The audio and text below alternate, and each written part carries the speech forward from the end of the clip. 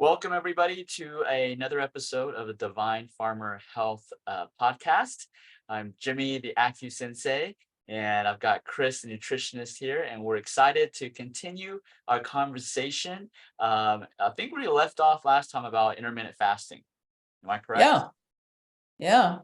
We had quite a few questions on that feed, so I thought it'd be really interesting to be able to go through some of those and answer those questions for folks. Yeah. And then we can keep going if we want and have time. Okay. And I've got Chris, the nutritionist, here, and we're excited. All right. Oh, There we go. oh. Okay. So let's answer some of those questions that came in because they were good questions. First, one that someone asked, because I've done some videos on lemon juice in the morning, and lemon juice first thing in the morning, juicing a half a lemon, putting in it about 4 to 6 ounces of water, drinking it first thing in the morning helps activate the bile ducts in the liver and the gallbladder. And oftentimes, you know, how many people have had their gallbladder out? Millions of people, right? Mm-hmm. So keeping those gallbladder ducts open is really key. And that's a great way to start your day. Someone asked about thyroid medication because a lot of people are supposed to take the thyroid medication first thing in the morning upon rising. Great, do that, wait 30 minutes, then do your lemon juice. There should be no problem there with that. Your thyroid medication will have left the stomach by then. And you can do that. The other question was, will it break a fast?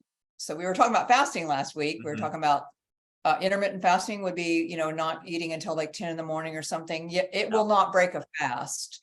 It's not, there's not enough sugar or carbohydrate in the lemon juice to break a fast. And think about lemon having an oil in it. That's one of the benefits of the lemon and helping open up the bile ducts is lemon juice has oil and it's a fat. So that's not a carbohydrate. What breaks a fast is when we have a carbohydrate sufficient enough to produce insulin response in the body. That breaks your fast. So that little bit of carb might be 2 grams or something is not enough. Another question is coffee, about breaking a fast with coffee. And if you have coffee with pure cream in it, like straight cream, which is pure fat, you're not going to break a fast. But if you're loading up your coffee with sweeteners, yeah, it's going to break a fast. Black coffee is fine. So the other question was stevia. Stevia being a more all-natural, not artificial, but a sweetener that is not sugar. There is some controversy on that one, actually. There's been some research that shows stevia can trigger insulin response in the body. I don't think we've seen enough studies yet. No one's really camped out on this for a while, but stevia is a very popular sweetener that is used in the paleo and the keto and that kind of world. And it's certainly a way better choice than using aspartame, you know, or sweet and low or any of these things. But does it break a fast? You know, I don't know that we know enough yet, but it seems to still tell the brain that sweet is coming down the pike because it is very sweet, right? It's way, way, way, way more sweet than plain old sugar. So it's still that undetermined whether or not stevia will break a fast. So those are some questions on things that would break a fast. Did you see any other ones on that, Jimmy?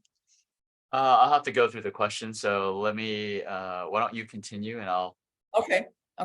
read the question. One of the questions was foods to balance blood sugar, because we did talk a little bit about blood sugar on the fasting and what creates high blood sugar in the morning. And you kind of talked about this a little bit about the liver storing glycogen, which is sugar. And at night, the liver will release it. So some people will wake up with high fasting blood sugars in the morning, and that oftentimes depending on what they ate the night before, they will have higher blood sugar in the morning. But a pre-diabetic or a diabetic oftentimes will wake up with high fasting blood sugars in the morning. And so the question was, what foods balance blood sugar? Well, those would be fats and protein would be my first choice. Making sure that the carbohydrates are what we call complex carbohydrates. So those coming from plants. And then that is going to lead us to the next question, how many carbs, but let's stay here for a minute. So someone who wakes up with high fasting blood glucose first of all, you've been insulin resistant probably for a decade. And so we've talked about this a little bit, the insulin resistance being the cell has receptor sites all around it for insulin, and insulin has a key, and it carries the sugar along, opens the cell up and dumps the sugar in the cell, right? When you get insulin resistance, the cell changes the lock. And so the insulin comes along and that key doesn't work anymore. So it goes to another one, another cell. Pretty soon it's going to fill up your liver. It's going to fill up your muscles with glycogen. And then it's going to make fat cells because it needs somewhere to put the sugar. That's insulin resistance. So if someone's pre-diabetic, let's say they're waking up in the morning and their fasting blood glucose is 110 or something, or they're diabetic, they've been insulin resistant for a long time prior to that point. So it's not something that's fixed immediately, but we have seen, especially on, we just finished our 10-day metabolic turnaround. We've seen people with higher fasting glucose in the morning definitely drop it by eating the right food. So protein and fat are going to be obviously healthy fat, olive oil, coconut oil. I like to use avocado oil for any like stir fries or something like that. We do eat grass-fed butter. We talked about that on one of the other podcasts from Happy Cows, grass-fed butter. So the healthy fats and a good portion of protein with each meal. And then your carbohydrates coming from plants. So that would be like a sweet potato or cauliflower, something like that. You can also use legumes like beans. Beans are really high in fiber. So anything high in fiber is going to stabilize blood sugar. So beans are a great one for that as well. Fruits are, that's a good question because people ask about fruit, right? So there are high glycemic fruits. There are fruits that will raise blood sugar fairly quickly, banana being one of those fruits. But there's fruits like berries that are wonderful because they are very low in sugar and they don't raise blood sugar quickly. Another one is kiwi fruit. For all you folks over there in New Zealand and Australia, you have a lot of kiwi. But the kiwi is a good one. And actually, interestingly enough, watermelon is not a real high glycemic. It's mostly water. So there are some fruits, like for instance, in our programs, we'll have a approved fruit list that won't elevate blood sugar quickly. And so you have to watch the fruit if you're pre-diabetic or diabetic, because it does turn to sugar in the body. I always like to say, if you're going to eat a carbohydrate like a fruit or something, put some clothes on it. Okay, so like an apple, put some peanut butter on there or some almond butter on your apple, or eat a piece of cheese with your apple, put some clothes on it, because you want to slow down that fruit from turning to sugar in the body. And putting some fat or protein with the sugar, with the fruit, can definitely slow it down. And it doesn't jack up that blood sugar really quickly. You want a slow release of that sugar into the bloodstream, and then you don't get a big insulin response, right? So those were all questions we had on blood sugar. Did you have anything else there, Jimmy, that you saw? Well, I mean, there's a couple of things I would like to add to so you're talking about fruits. So one thing it's important to note is fruit. When we talk about eating fruits, we're talking about eating fruits. We're not talking about fruit juice. Fruit juice is actually terrible for you, especially if you use those juice extractors. Those are actually terrible for you because they extract, they say they remove the pulp, which is all the fiber, and what you're left with is the fructose. Fructose is bad sugar, right? So when we're talking about eating fruits, you actually have to eat it. You actually have to chew it. Just those simple actions, are super important. And the reason why fruits do raise your sugar, but not as fast as, like, let's say a simple carbohydrate like bread, pasta, white rice, and all that stuff, because it has that fiber. The fiber prevents your body from spiking absorbing the sugar from the fruits and spiking your blood sugar. That's why it's important to eat your fruits, because of the fiber that's in the fruits. So just want to make sure that everybody understands, you don't just go out and buy some fruit juice. That's actually a terrible idea. It's no different than just eating ice cream.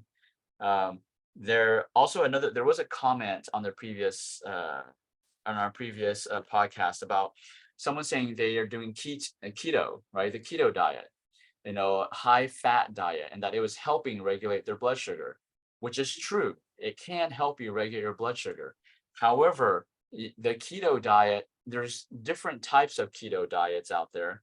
I actually had a anesthesiologist as a patient, and he was struggling with multiple sclerosis, Mm. and he was following a diet of another physician. Her name escapes my brain, but she basically reversed her MS through diet. Yes, I know who that is. Yeah. What was her I don't name? remember her name either. Yeah, yeah. Anyways, so she wrote this diet, and she wrote this book, and it's about she also is a component, a pro, I mean, she supports keto diet. But here's the thing of keto diet, right? Yes, initially it helps, but he was doing it like he was getting like pig fat, animal protein fat. He was doing that type of fats, right? As a keto diet. That's terrible for you, because that is, you can say bad fats. So you got to watch and what type of keto diet that you're following. But even if you're following the healthier keto diet, it's not something that you want to do long term as well, because again, that overtaxes the liver. Just like sugar, the fat and excess protein, it will overtax your liver. And the liver is the last organ you want to overwork, because again, it has so many important functions, especially detoxing the body. And last thing that I wanted to add before Crystal, you can continue. I was actually just with my wife at the optometrist when I before this podcast, and he took his whole family to Italy. So I think in probably the very first podcast, I mentioned a friend went to Japan and ate foods. He was a diabetic, but he went to Japan, ate everything, every sweet, carb, whatever. He did not limit himself, and his blood sugar actually dropped. Well, I just talked to this optometrist, took his whole family to Italy. He is allergic to gluten here in the US, right? And so like he says that his throat will swell up, his ears will get red when he eats gluten here in the US. So when he went to Italy the first 3 days, he didn't try to eat any pasta, pizza, which is, that's why you go to Italy, right? And so he avoided it for 3 days. And then he's like, okay, let me just try it. So he started nipping on a little, little of their like croutons, a little piece of bread, and no reaction. So he ate a little more, still no reaction. Then he was like, okay, I'm gonna get a pizza. I'm gonna get some pasta, bring it all on. So he was Yeah. eating all of that stuff, no reaction. Yep. I mean, that's just it's just like the food here in the US is being controlled by big food. They're manipulating these synthetic foods that are no longer foods.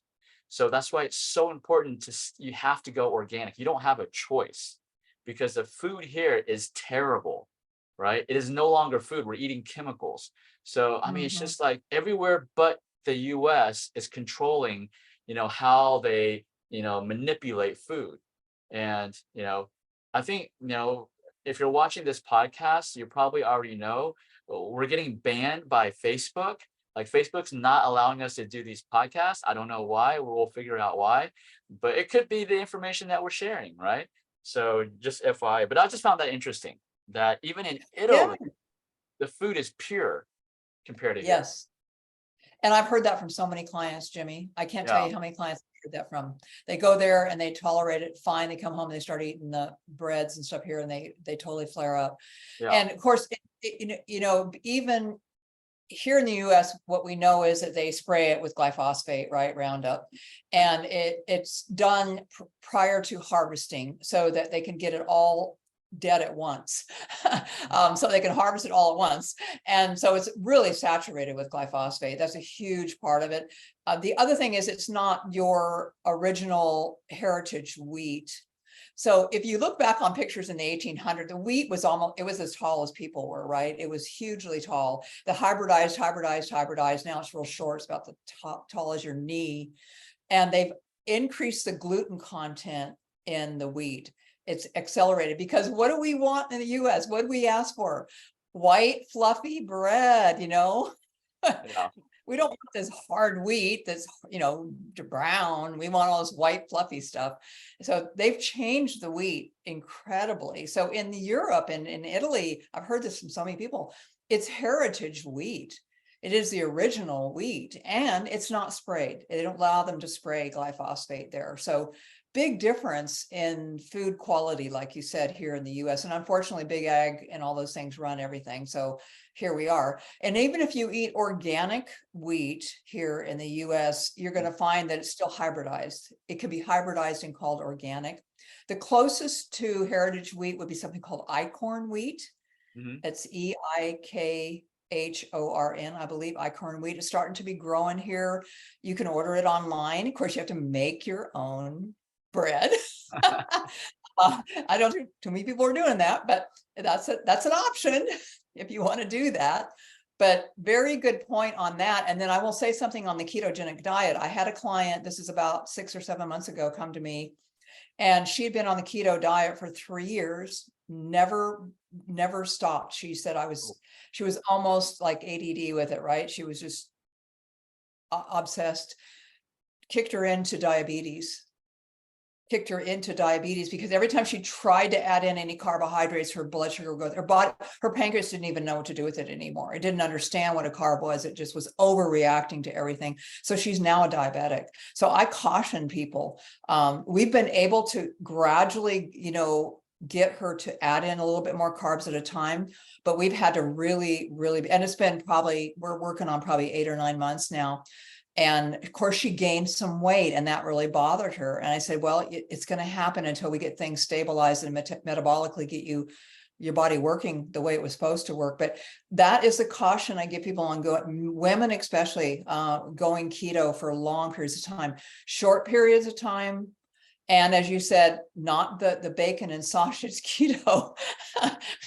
That is the worst. And or eating like the Atkins diet you talked about on the last podcast, right? It was butter and cheese and meat and, oh my gosh, terrible.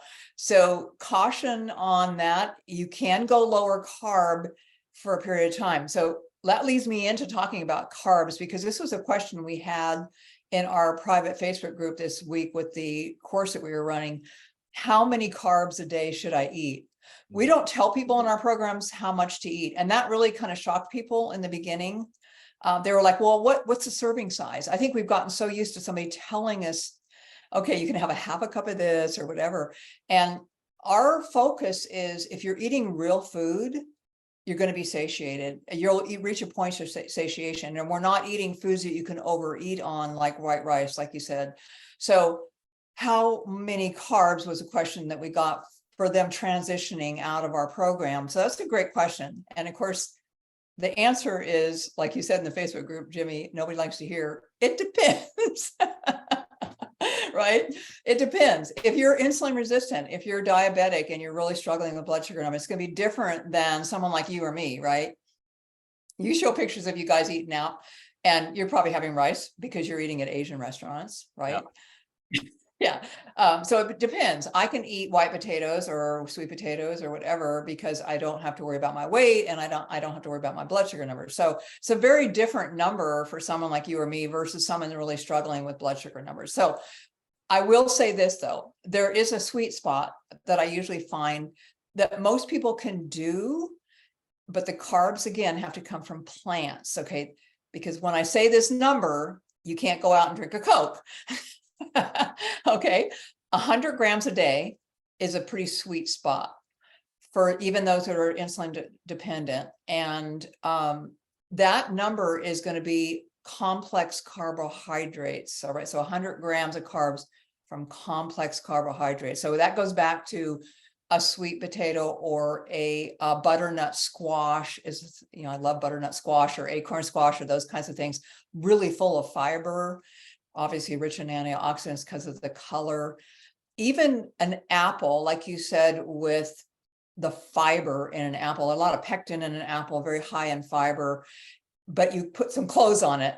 So you're going to put some clothes on that apple. You're going to have some, piece of goat cheese with it, or you're going to have some peanut butter with it or something like that, and slow that carbohydrate response into the body. But if I find with my clients, I've got those who want to track everything.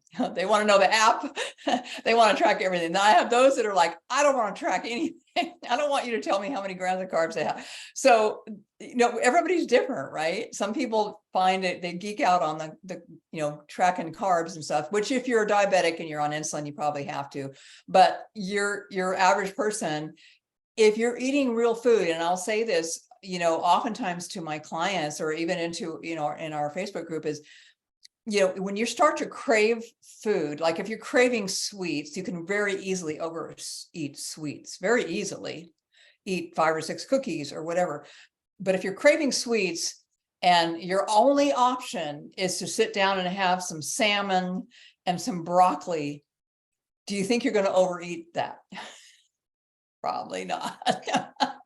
It's really hard to overeat real food. So you're going to be full, and you're not going to overeat. So we have a world that has grocery store aisles that are completely committed to cereal boxes. You can well overeat a box of cereal. You can sit down and eat a whole box of cereal, right? I mean, people can overeat cereal really easily. So those are the kind of carbs that you really have to stay away from for long-term health, and stick with your real carbs from even the fruits that we talked about, and the carbs from the plants, the legumes, the beans, the lentils, those kinds of things are wonderful carbohydrates.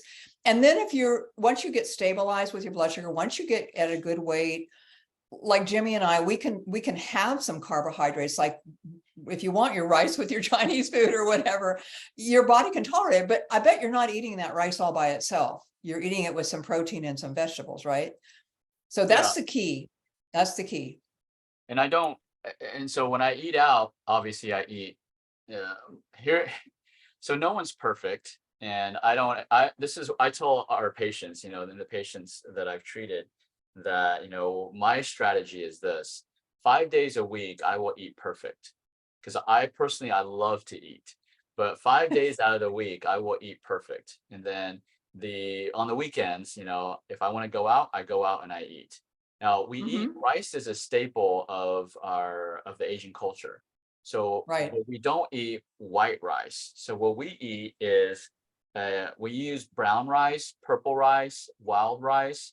Now we have a rice cooker that turns that brown rice into what's called GABA rice.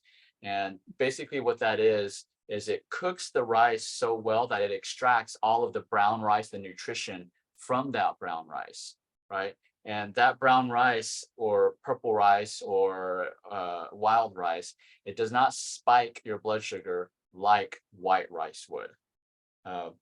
There's a couple of things I wanted to add about, that question about carbs.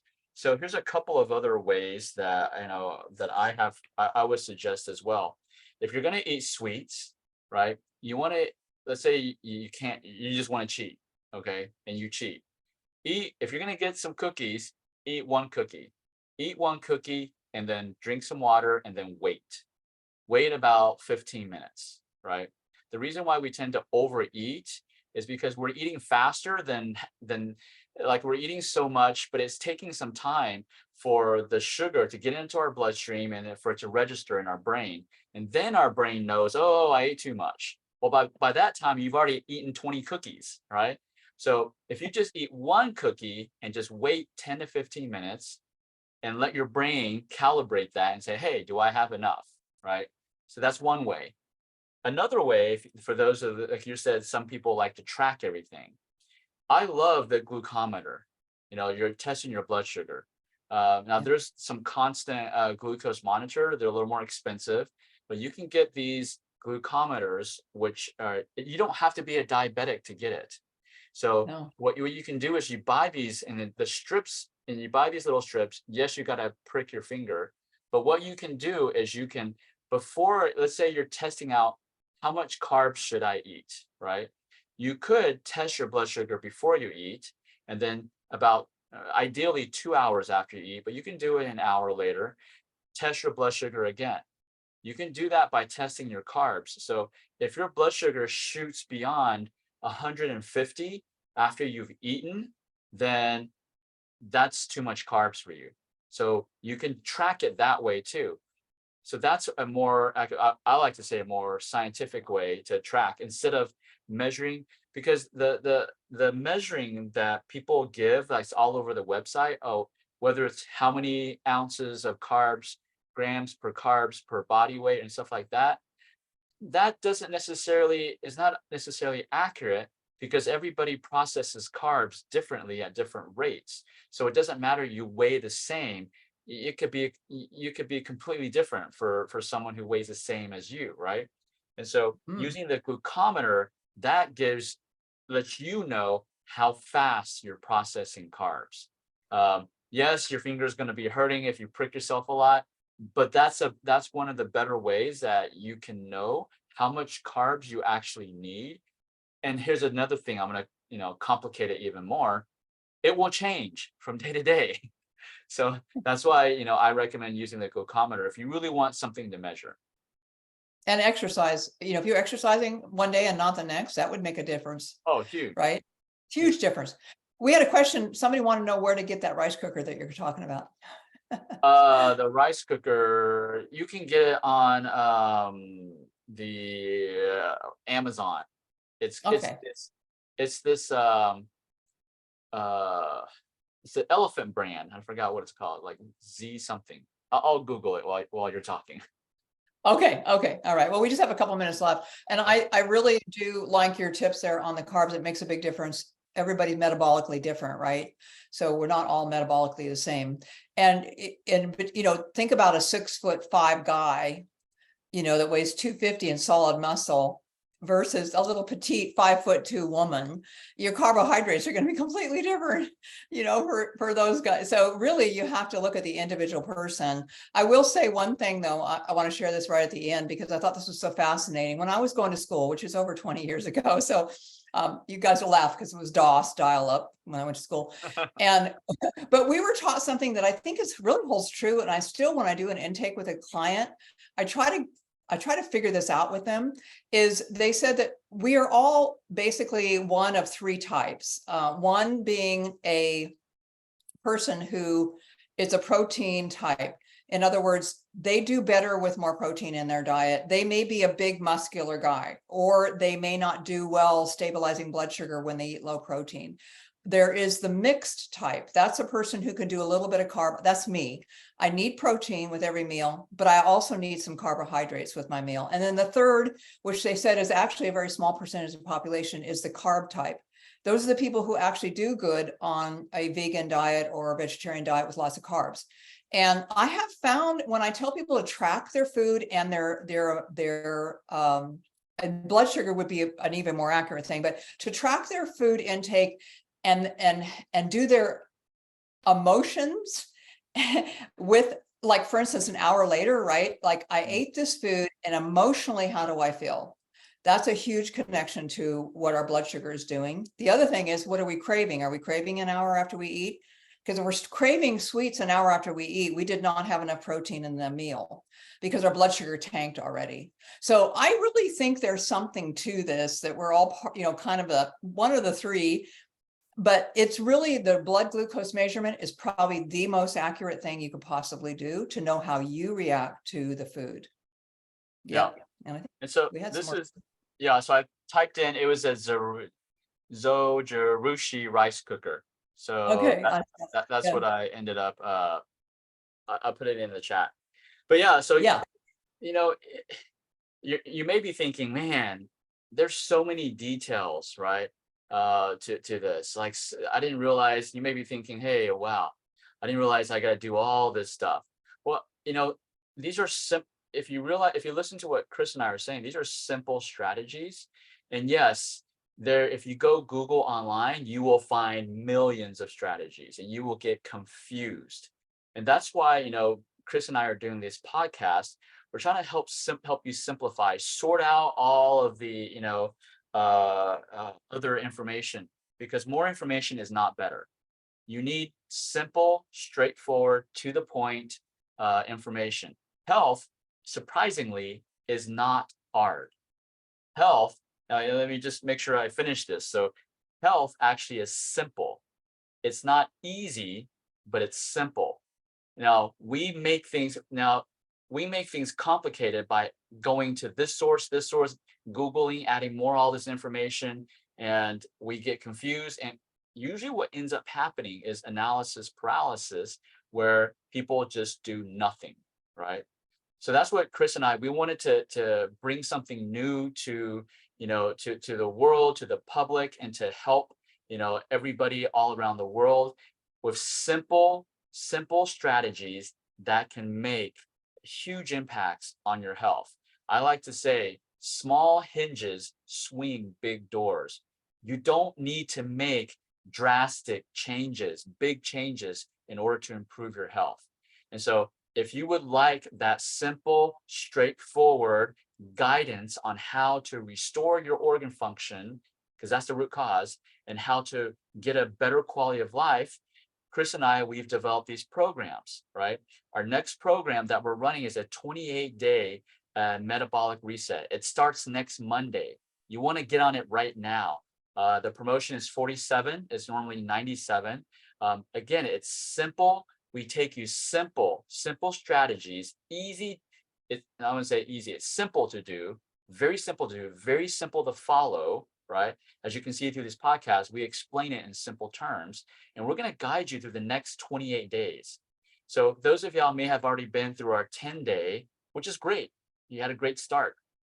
You can continue. If you still need help, you still need that accountability, that guidance, step-by-step guidance, join on the 28-day, all right? We'll put it in the comments below how you can sign up. But Chris, any last words before we log off? No, I love that. What is it? Small hinges swing big doors. Yes. Yeah. Yeah. So just a really simple example with somebody in our recent program that we did with fasting blood sugar. She's a diabetic in the morning, she's waking up like 160, 170 high. And I suggested that she walk for 15 minutes after dinner at night. I said, after dinner, go for a walk. So she did actually 20. She went out 10, turned around, came back. Next morning, her blood sugar was 120. She couldn't believe it. So she didn't do it the next night, back up high.